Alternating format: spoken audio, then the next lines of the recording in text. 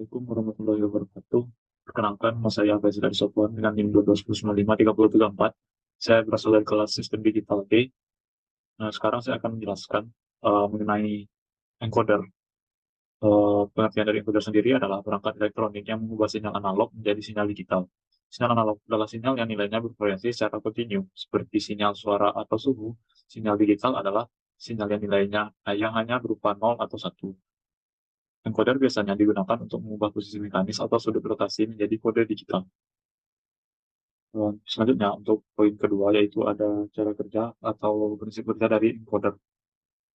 Yang pertama, yaitu terdapat sinyal input.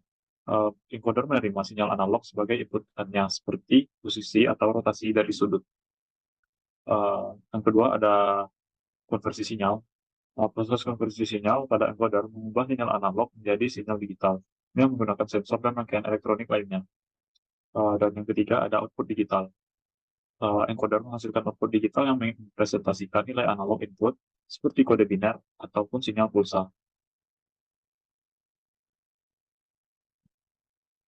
Yang selanjutnya ada jenis encoder berdasarkan jumlah input dan outputannya.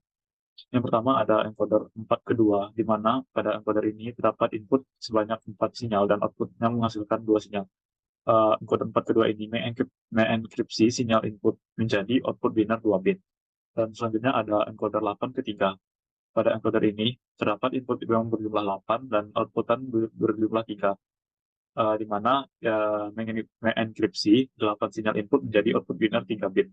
Dan selanjutnya ada encoder 16 ke 4, di mana encoder ini mempunyai jumlah input sebanyak 16 dan outputnya sebanyak 4. Encoder ini mengenkripsi 16 sinyal input menjadi output biner 4 bit. Dan selanjutnya ada encoder 32 ke 5. Pada encoder ini mempunyai sinyal input sebanyak 32 dan outputnya sebanyak 5. Encoder ini nantinya akan mengenkripsi 32 sinyal input menjadi output biner 5 bit. Nantinya encoder dengan jenis 32 ke 5 ini akan saya jelaskan dan saya rangkai dan simulasikan menggunakan Proteus. Selanjutnya ada jenis dari encoder, yaitu encoder prioritas. Inputannya bervariasi, biasanya 4, 8, 16, dan lain-lain. Dan outputnya juga bervariasi tergantung pada jumlah inputnya. Jenis encoder ini di mana input dengan prioritas tertinggi dikodekan menjadi biner. Misalnya, dalam encoder prioritas 8 ke 3, jika input ke-5 dan ke-2 sama-sama aktif, output akan sesuai dengan input ke-5, karena memiliki prioritas yang lebih tinggi. Aplikasi atau penerapan encoder di kehidupan. Yang pertama ada untuk robotika. Pada robotika sendiri, encoder digunakan untuk mengontrol posisi dan pergerakan robot, seperti lengan robot dan kendaraan otonom. Yang kedua ada pada mesin industri. Pada mesin industri, encoder digunakan dalam mesin industri untuk mengontrol kecepatan, posisi, sudut rotasi, seperti pada mesin CNC dan mesin cetak. Dan selanjutnya ada alat elektronik.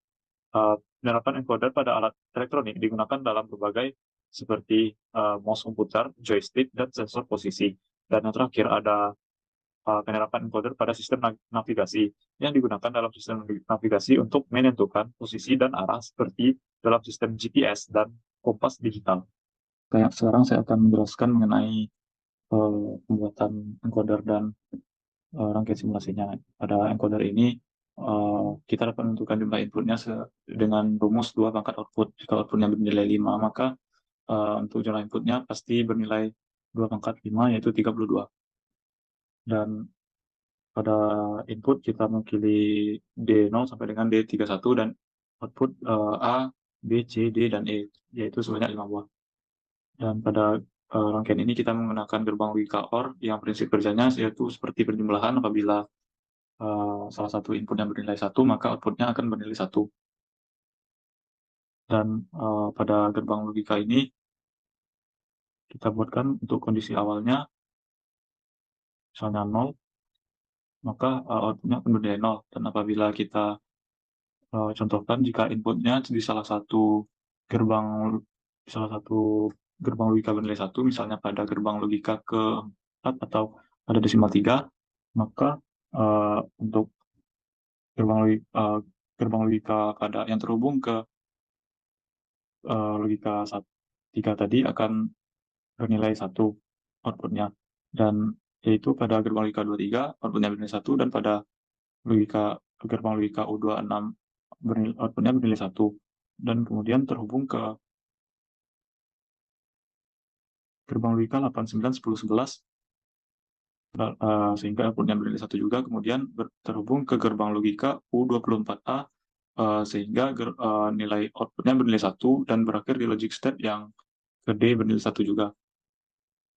Kemudian dari gerbang logika atau input 3 tadi pada logic state keempat terhubung juga ke gerbang logika U26 sehingga outputnya bernilai 1, terhubung juga ke gerbang logika 1357 sehingga outputnya bernilai 1 karena sesuai dengan prinsip kerja gerbang OR, kemudian terhubung juga ke gerbang logika U34 sehingga outputnya juga bernilai 1 juga.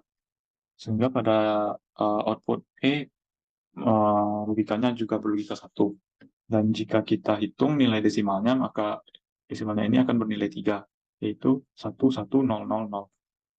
Dan jika kita sesuaikan dengan tabel kebenaran, kita lihat di sini, jika desimal 3, maka yang bernilai 1 pada output adalah channel atau logik pada output E dan D, dan selebihnya bernilai 0. Dan kita contohkan satu lagi, misal pada gerbang logika ke 6 kita buat jadi 1. Nah, maka output yang aktif adalah pada channel C dan D yang bernilai 1. Pada C dan D yang bernilai 1 adalah 6. Jika kita hitung desimalnya juga akan bernilai 6, di mana 2 pangkat 1 ditambah dengan 2 pangkat 2, maka menghasilkan desimal 6. Sekian dari saya. Assalamualaikum.